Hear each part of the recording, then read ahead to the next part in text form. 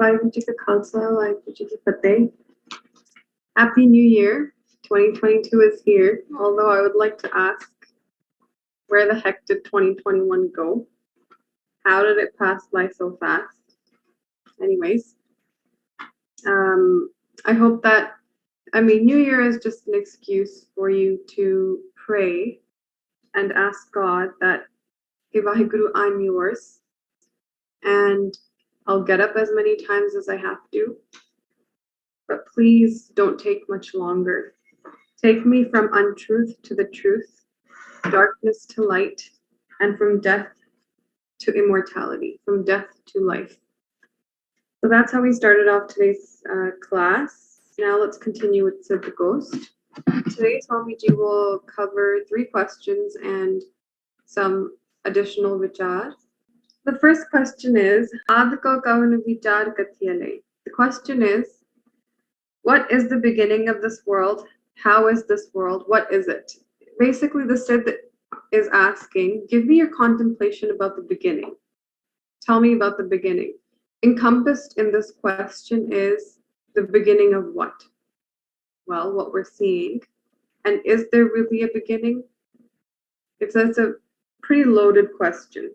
And the answer to this one comes when Guru Nanak Dev Ji replies, Aad ko bismad bichar kathiyale. That if you want me to give you an opinion on the beginning, then it's bismad. It's wondrous, meaning it's undescribable.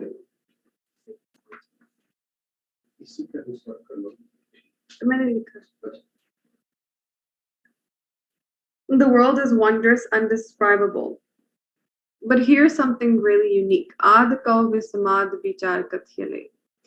Even though the world is undescribable, it can still be determined as false or untrue. This is called Anirvachaniye plus Bad Yog. The world is Anirvachaniye, we'll describe how. It's undescribable. However, Bad Yog. Bad Jog hone wala. Matlab, something that can still be determined as illusory or false. So how is this world undescribable? Typically, we can say things are sat or asat. Sat means that thing that's always present under all circumstances. So in your life, check what thing within you or outside you or whatever is always present in every possible circumstance. Whether you're awake, dreaming, asleep, dead, alive, up, down, happy, sad, this, that, in every circumstance, what is always present? This is considered sat. It has to be present in all time, in all objects, in all space, in all circumstances. And it also means that this particular thing can never be determined as an illusion. It can never be determined as false. It can never be determined as asat, or what wasn't there. So this is the definition of sat. The definition of asat is something that never existed. It's the opposite. Something that never existed under any circumstance. So for example, an infertile woman's biological child. That statement or that thing, an infertile woman's biological child, is an impossibility. Or flowers growing out of the sky, an impossibility. Or a rabbit with horns, an impossibility. You start to understand what asat means, the complete opposite of sat. Now, if you look around you, and now we're trying to describe, okay, how about this world? We can't say that this world is asat because I'm seeing it, I can interact with it, it has effects on me, I can do things in this world that elicit change. So it's not an impossibility. I'm seeing it right now in front of me. I can't classify this as asat. But what's the other option then? Can we classify it as sat? Does this world that you see exist under every possible circumstance? It exists. Let's say that right now I'm awake. And then when I go to sleep, I have dreams. You can say, okay, you know what? We'll just consider the dream as to be the world. But then when I go into deep sleep, this world ceases to exist. Or upon death, the world ceases to exist. Or in certain circumstances, it doesn't exist in all circumstances. And it doesn't remain the same under all circumstances. It's prone to change. So we can't classify it as sat either. And the other thing is, there are people in this world, enlightened beings, that are saying that the world can be determined as false. If something can be determined as an illusion, it's not considered sat. So then we can't call the world sat either. So then what do we call it? There's a third category called mithya or anirvachaniye, undescribable. And the definition of this undescribable mithya is it's perceivable, but inherently it's not true.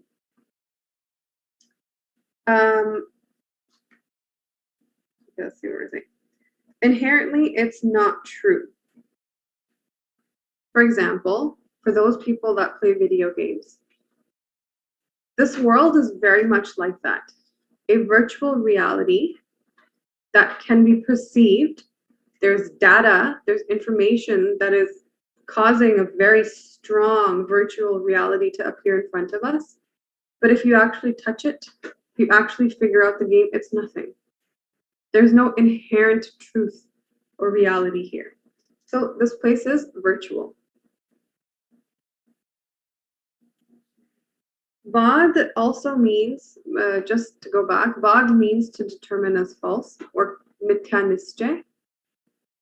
For example, when you're having the illusion of a snake in evening time in a rope, at that moment you think that the snake is real. So there, bad has not happened.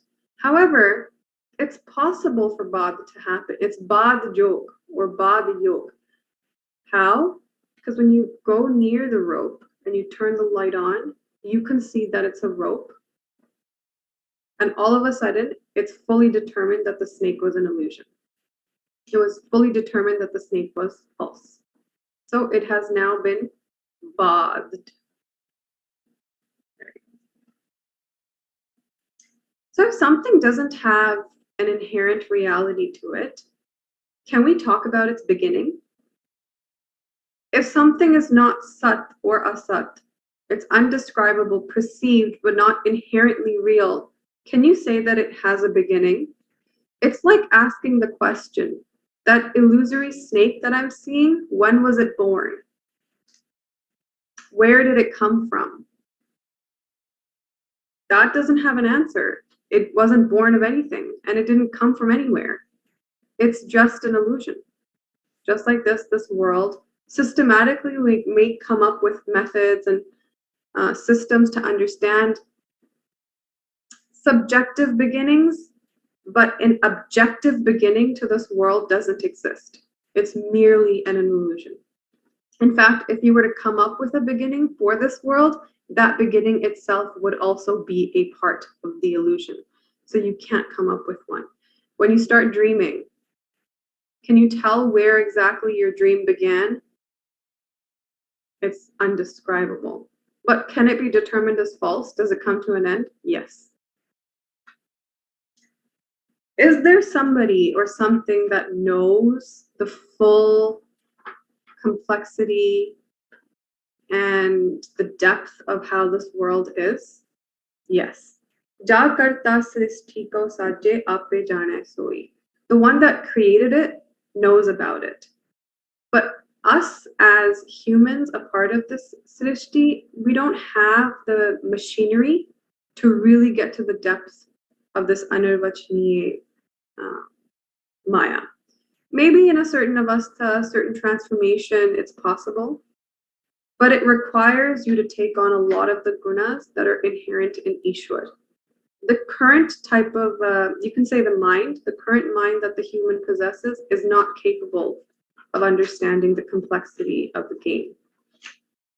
So for us, it's anirvachaniye, but there is a being, you can say the conglomerate cosmic power knows the secrets of Maya and how the world has come to be. Second question, Sunna kahan ka ravaso? In this world, the second question that the Sidh asked was, where does Sunya dwell? Sunya means a aware emptiness, or an alive silence, or a thoughtless awareness that we also call nirvichar chaitanya.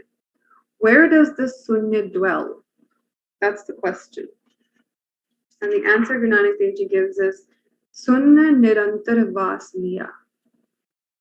This aware silence or aware emptiness or thoughtless awareness is interwoven within the illusory substance of Maya. It's Nirantar Vasliya. It's continuously without any type of break present within this illusory substance in every aspect of it. And this, when we say consciousness or this aware silence plus the illusory substance Maya, when we put them together, we refer to it as Ishwar. Separately, we refer to them as Maya or Brahm consciousness. That pure consciousness resides in every molecule. Sometimes we'll say, Vaheguru Kan Kan de vich hai, that this pure consciousness resides in every single molecule. But this is also a misnomer. It's a misstatement of sorts. Because it's not that Vaheguru is in everything, but actually Vaheguru is everything.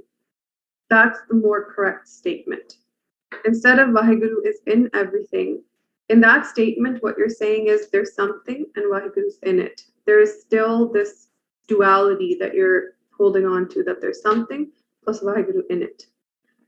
But Vaheguru is everything doesn't hold the same type of duality anymore, that statement. I'll give you an example. The same snake rope example. Even though you've seen the snake or whatever, do you say that in every molecule of the snake there is a rope? Is that statement correct? Or the whole snake, it's just the rope? There is nothing there but the rope. In fact, the rope is everything. Which statement is more correct? In every molecule of the snake there is rope, or the rope is everything? The second statement is more correct, because the snake molecule, rope isn't, it doesn't make sense, because then you're assuming that the snake also has a real identity. But actually, there's nothing there but the rope. In fact, the rope is just being seen in a different form. Just like this, Vaheguru Brahm is just being perceived in different forms. But there is nothing here but consciousness.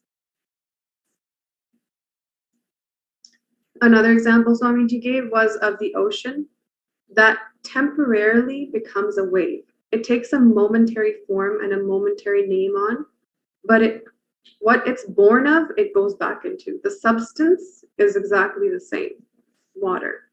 So Brahm is the ocean, and anything that has quality to it, anything that is sargun, anything that possesses name or form, which we call Maya, that is the wave.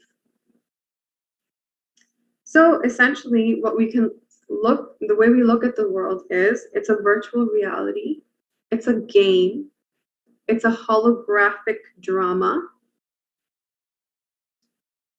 These are some of the ways that we can describe this world as. Then Swamiji made a comment here, even though the gurus and so many enlightened beings have called the world a game, you can only really see life as a game when you see that what is happening in the game is actually having no real effect on you. That's the only way that you can see that life is a game. If it is having an effect on you, you're not seeing it as a game. Then you're an active participant. What do I mean by that? If you're identifying as the body or the mind, the game is going to have an effect on you because that's the whole purpose of the game, that it affects your body. It has effects on your mind. It has effects on your relationships. It has effects on who you think you are and who you think yours, people, what things are yours. That's inherent within the game. So if you think you're a body or a mind, the game is going to affect you. And then you're not going to think it's a game. Then it's going to be personal. But if you're identifying as consciousness and you're merely here as a watcher, then the game isn't going to affect you because it's not. Nothing in this world can change consciousness.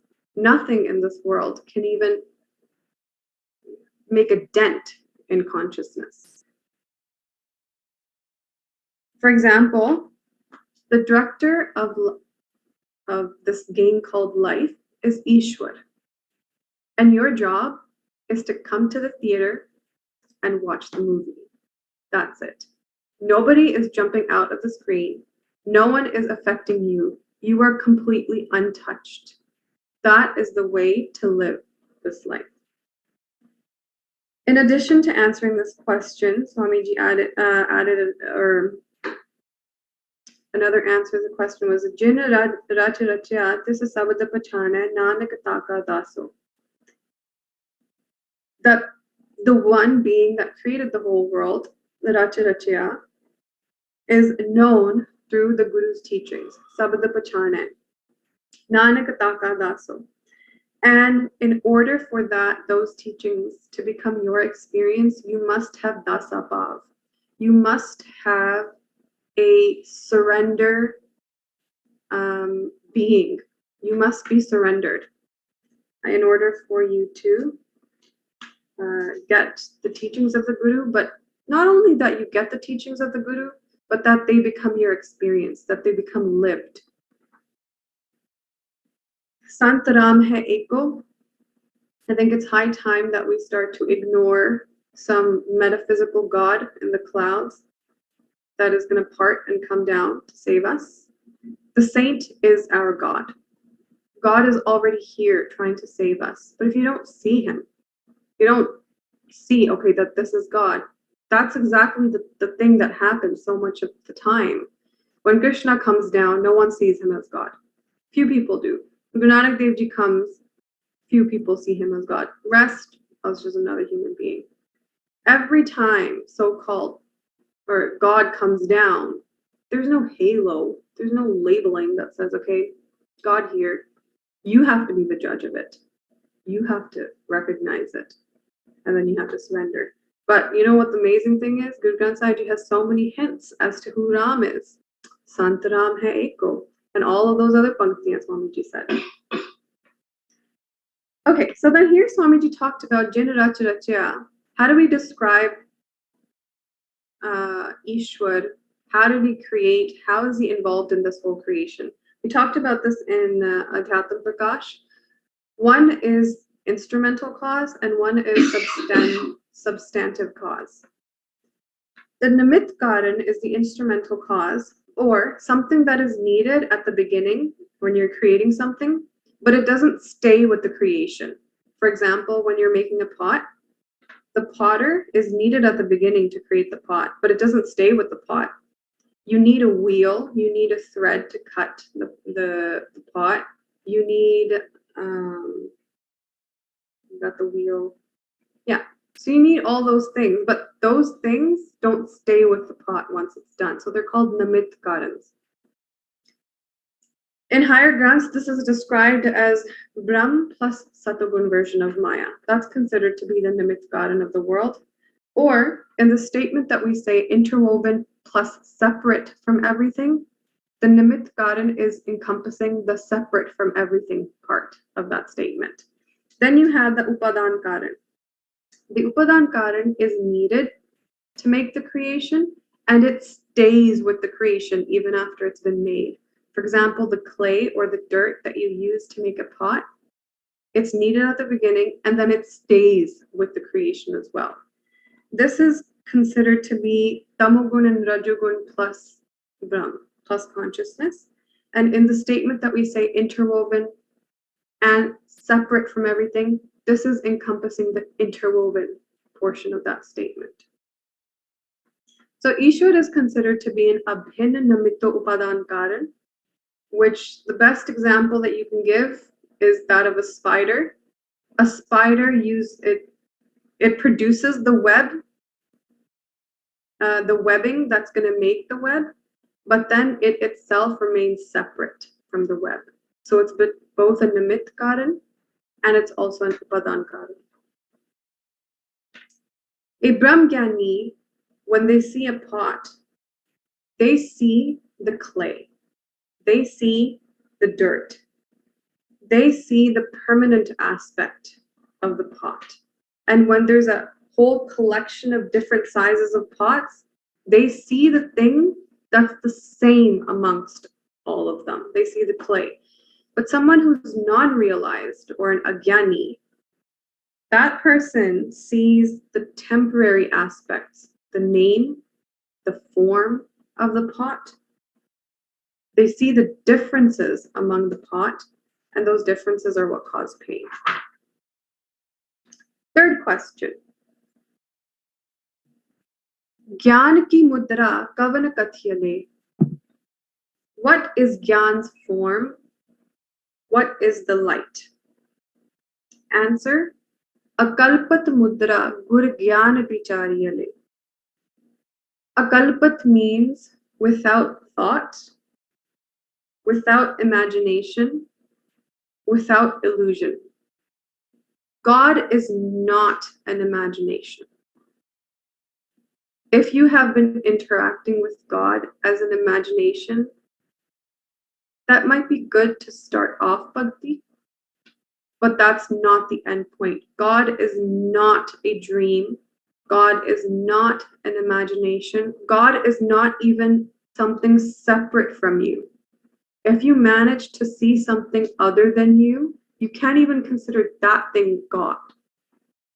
God is without thought, without imagination, without illusion. Akalpat.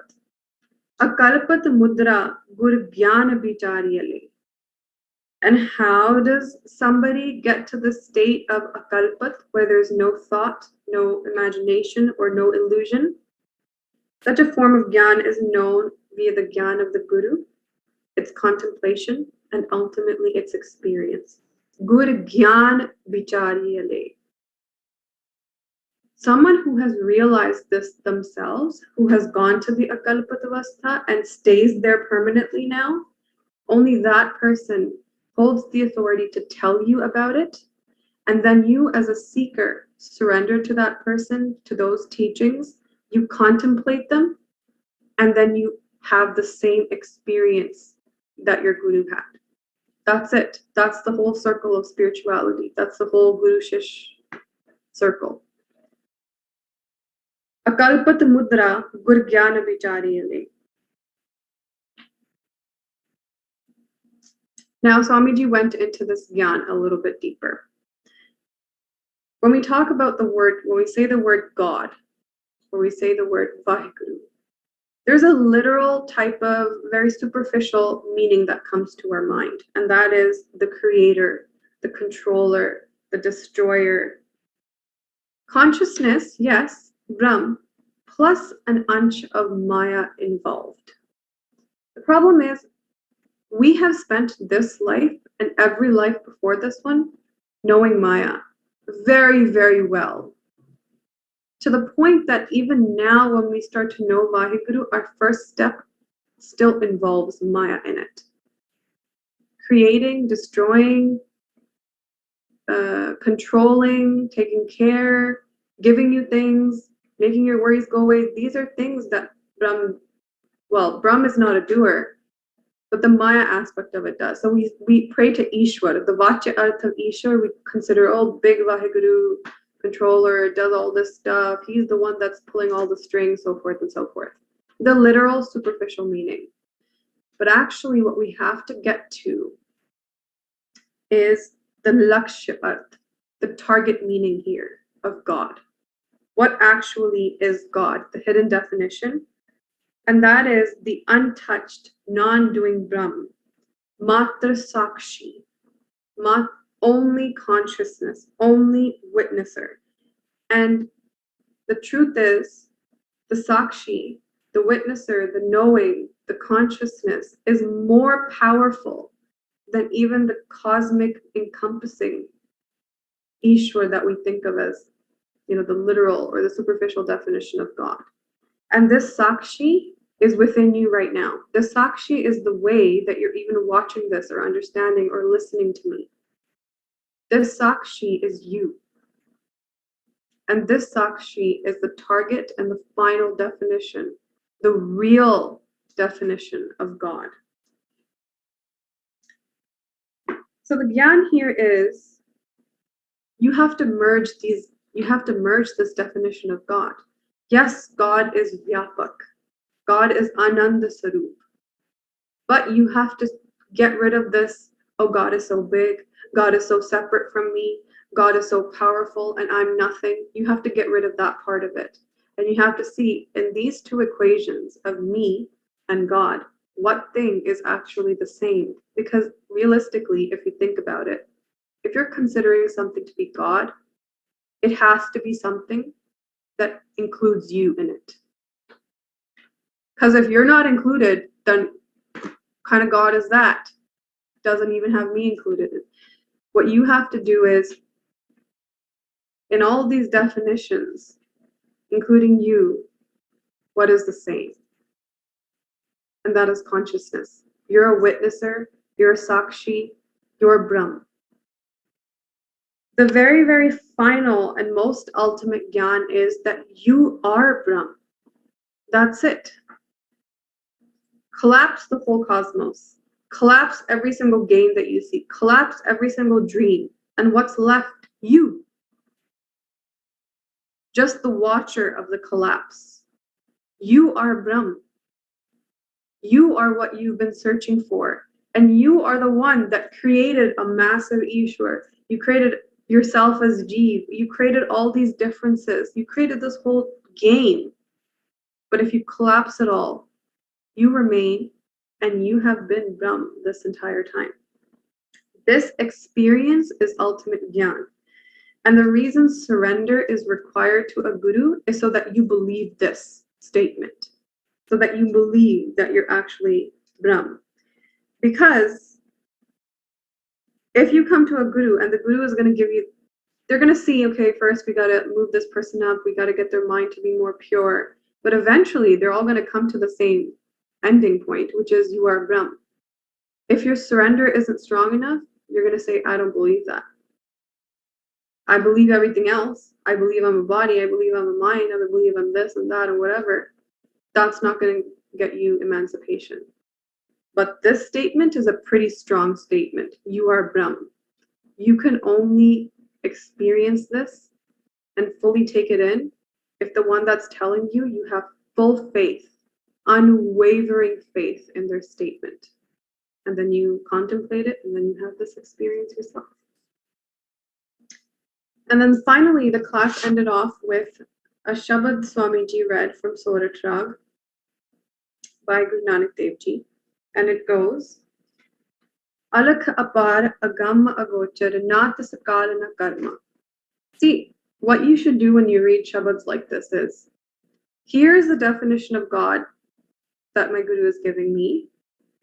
In my definition of God, or what I'm trying to meet or merge with, what do I have to fix? Where am I going wrong? Alakh. God is unknowable, undescribable, anarvachaniya. You can't. Anarvachaniya is usually used for Maya because Maya is not Sat or Asat. But anarvachaniya, just as a word, can also be used to describe God because you can't describe God. Or alakh, ਜਿਹਦੇ ਲੱਛਣ ਨਹੀਂ ਪਛਾਣੇ ਜਾ ਸਕਦੇ, ਲੱਖਣਾ ਨਹੀਂ ਕਰ ਸਕਦੇ ਉਸਦਾ. Alak, apad. God doesn't have a limit. Any limit. No limit of form. No limit of time. No limit of the color of clothing or how tall or short, or basically no limit. Agam. God cannot be captured by the mind. So if the mind is making something up or capturing something, that thing cannot be God because that's not the definition. Here, agam. And number 4, agochar. If your senses are collecting it, it cannot be the full final God. Agochar means what even the senses or cannot collect. So if your senses are collecting it, it cannot be the final God. Alak apar agam agochar na tasakal na karma. God is not within time, and God does not do action. If there's no action, there's no space, there's no movement, there's no involvement, period. Not the sakal, na karma. Jat, ajat. If you say what's God's caste, he is casteless. Ajoni sampo. He doesn't come into life and death, prone to karma, taking on different bodies. Sampo. You might have heard this word in other faiths as well. Shambho, Swambhu, Sampo, or Sapang. These words mean self-illuminated. Sampo. Not the Sapo, not Parama. There's no fear there, there is no doubt there. Sache Sachar Vittaho Kurban, I'm a sacrifice to such a being. Not the Sarupa Varana Nahi Rekhya. This God has no form, it has no varan, it's not in a certain state of life. No Rekhya, there's no line that you can read and say this is God. No Chakkar or Chihin anywhere. Sacha Sabd Nisan. It can only be recognized but through true teachings. Sacha Sabd Nisan. Not the Samat Pitasutta Bandhap. It doesn't have any mother, father, sons, or relatives. Not the Sakamana Nari. It doesn't have desire. It doesn't have a wife or a girl. Akula Niranjana Apar Parampara. Akul means there's no ancestry. God doesn't have a father, right? There's no ad infinitum. Akul Niranjan. It's not impure in any way. It's not, and impurity comes from ignorance. There's no ignorance in God. Apar, parampar, apar and aparampar, both meaning that God is infinite without infinite without any limits. Sagli jot tumari, and every single being has that jot, has God within them. Kat kat antar brahma lukaya, kat kat jot savai. Within every single heart, Brahm has been hidden. Kat kat jot savai. But every single of these hearts is functioning because of that hidden Brahm. Think about yourself. How are you alive? What thing inside of you is making you alive? Is it your heart? Can you know your heartbeat? You're knowing your heartbeat. So if you're knowing it, it's essentially separate from you. So it can't be that you're the heart. That can't be the thing that's making you alive. Is it your mind that is being fulfilled by this matter up here that we call the brain? But you're knowing everything that the mind is capable of producing. So that can't be you either. What exactly, how are you alive? What is alive about you? And that, look how the irony of it.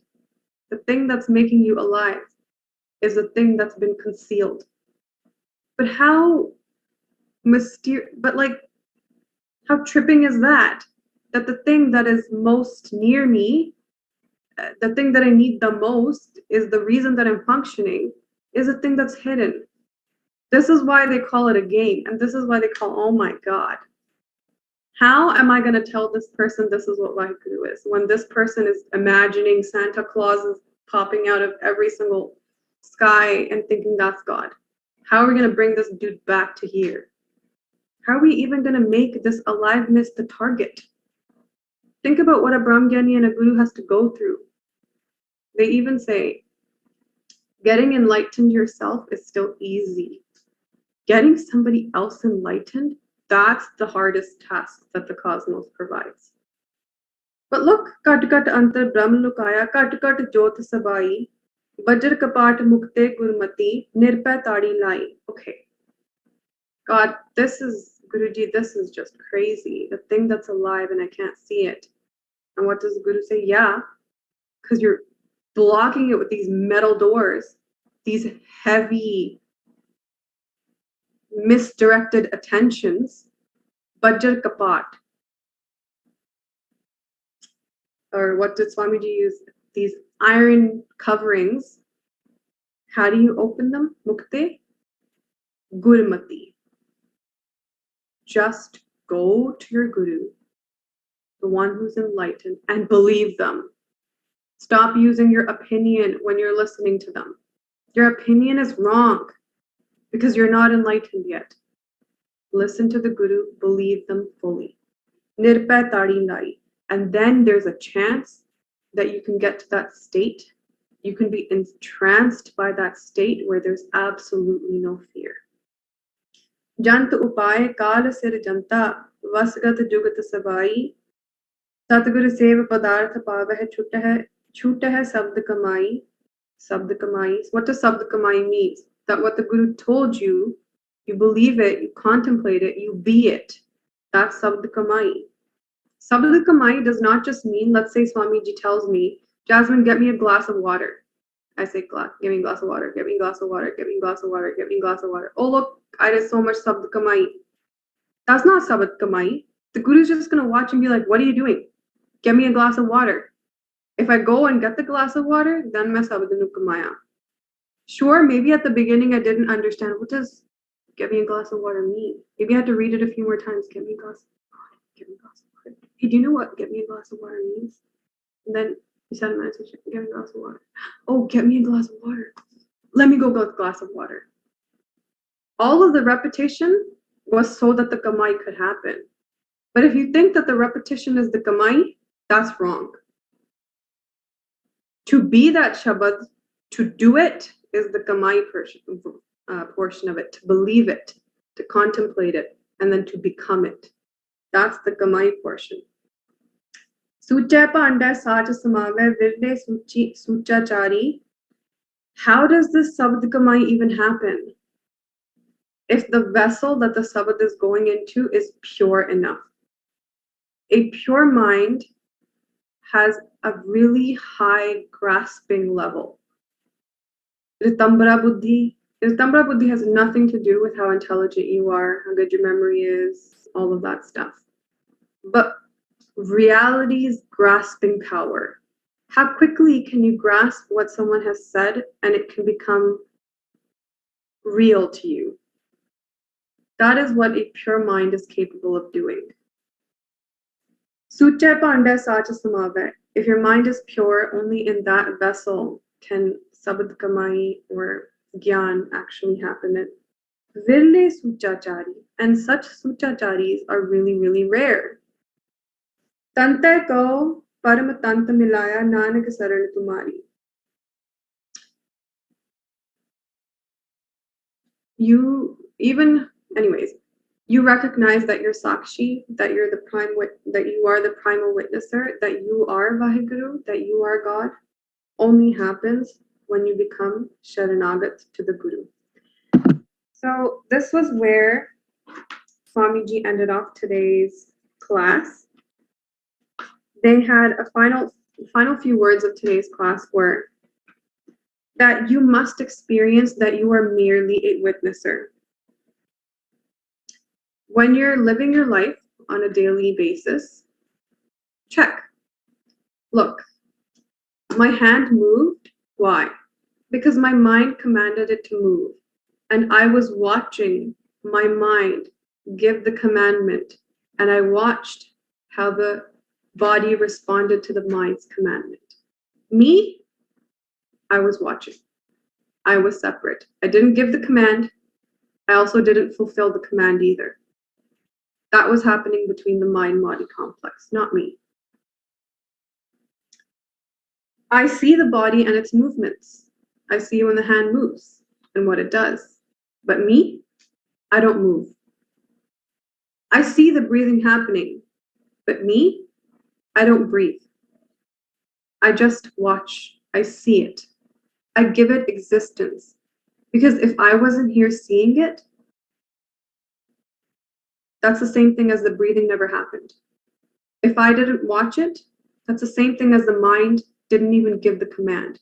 If I didn't watch it, it's the same thing as the body didn't even move. Rather, the body didn't even exist.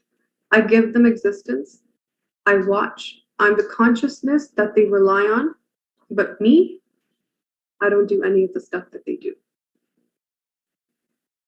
And then finally, I merely watch as you start to retreat, then finally watch the watcher.